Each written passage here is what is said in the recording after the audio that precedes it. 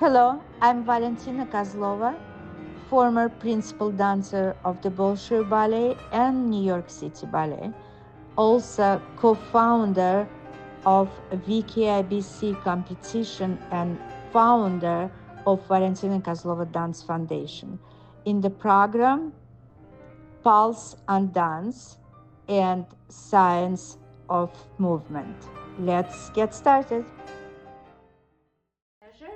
Today I'm in Vancouver and I am with wonderful Hon Goh, who was principal dancer with National Ballet of Canada and also international principal dancer performing in many different theaters worldwide. And Chan has her own school based in Vancouver and Toronto.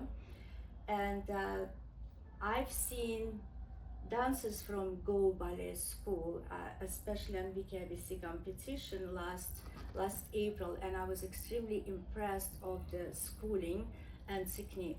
But my question to you, Chan, you were a dancer and now you're director and you're dealing with two locations and they're not that close. So how was your transition from being a dancer when, dancers we always think about ourselves, how we perform, how we slept or whatever that we're doing. And now you're dealing with huge organization and successful. Thank you. Well, first, thank you for the introduction, and it's always a pleasure to talk with you and to talk about ballet. The transition from principal dancer into a desk job or the directorship was quite smooth and natural, but it wasn't easy. I think we go from having everything being done for us to going behind the scenes and realizing, oh, I need to do everything for them, and they are the students, they are the dancers, they are the people that we want to support so that they can have their best performance now. And so I retired in 2009. I was a new mom. I was, already had a great career with the National Ballet of Canada, and I didn't want to be one of the dancers who retires too late. My parents were both dancers, so they always made me realize that there should be more than just dance. So they introduced me and had interests outside, like to study a bit about entrepreneurship, about marketing, about branding. So those things they interested me. I was also a new mother, and I wanted to be closer to my parents and move back to Vancouver. It wasn't easy because now the job was so thankless, it felt. And I had to fix everybody's problems. And I'm not an expert, but to be supportive, I guess it's important to share and experiences and see how much I could give them. And already the school was established. The school had been established for 35 years before I took it over. And now I'm in my 14th year of directorship. So yeah, we're coming close to our 50th anniversary, and I feel blessed. I feel very blessed that I have this outlet where I can still live my life as a ballet dancer in a different way to pass it on. So that comes to my next question. I know that former ballet dancers, all of us, right, we either leave the field and do something else or continue. And to be mostly like teachers or coach, it's hard enough because you are responsible for dancers to dance on stage, and you cannot help anymore. You sit in the audience and anything can happen, right? Yeah. And before, I'm sure it happened to you. I'm sure because it happened to me so many times when you sit and you think, oh, I know if I was on stage, I will I'll save that. So it probably happens to you too. Yes. So I find it's quite challenging. But what I've seen in you, your beautiful quality as a person, soft talking, and I absolutely 100% agreeing with this method of dance that you don't allow people to go below the red line, and yet it's gentleness. My next question to you, Chan, what's your opinion about classical dance nowadays? Well, classical dance has changed so much.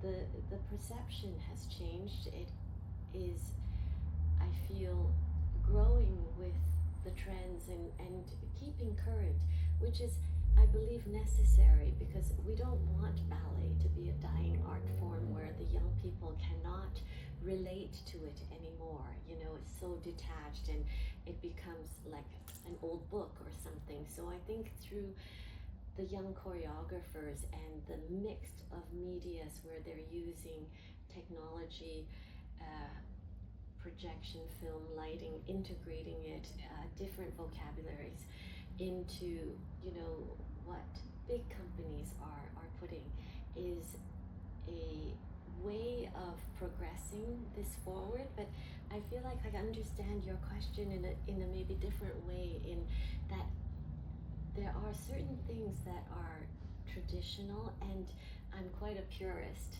myself, and so how do we continue with the tradition and keep classical form pure, and aesthetically to its highest optimal performance quality, without making it inaccessible?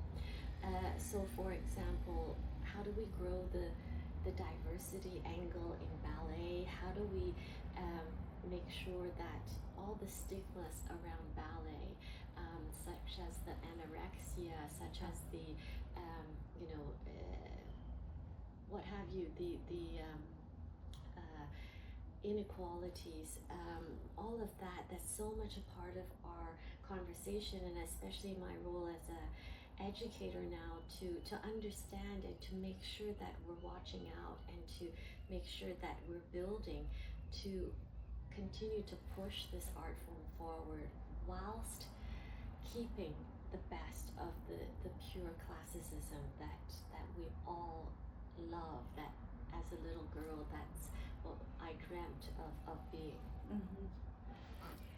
Well, about anorexia, I understand right now classical ballet will slightly does go into different directions. Basically, all body forms supposedly allowed, but ballet, to all our knowledge, I believe that you see beauty on stage and you see art on stage. It's not about technical aspect, although you have to have very strong technique, of course, but you're an artist, you create. People who are going through diets and anorexia, you cannot consistently work so hard every single day. You basically say that I'm not an artist, I just want to be skinny, and then it goes really bad situation. I think what world is facing for the last few years, again, it is to my opinion, they want to say that anybody can dance and anybody can be on stage, but I still feel there's a limitations, like what we call, for example, classical tutu ballerina, and then we have neoclassical fabulous dancers, and then we have contemporary also fabulous dancers. Yes, you can, but you will specialize on something separate. So when you go into classical dance, it should be a specific, like long neck. That's what we are accustomed for men and for women, and certain type, and also men have to lift you. Yes.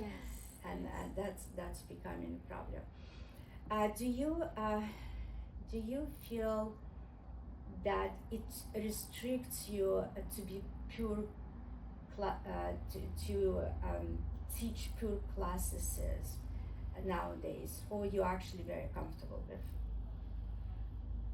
I'm uncomfortable to pass on the form and the qualities and my experiences, you know.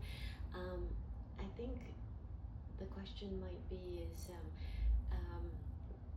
the world is more accepting and the audiences are more accepting, and the perception has opened up and widened, so it gives people more choice.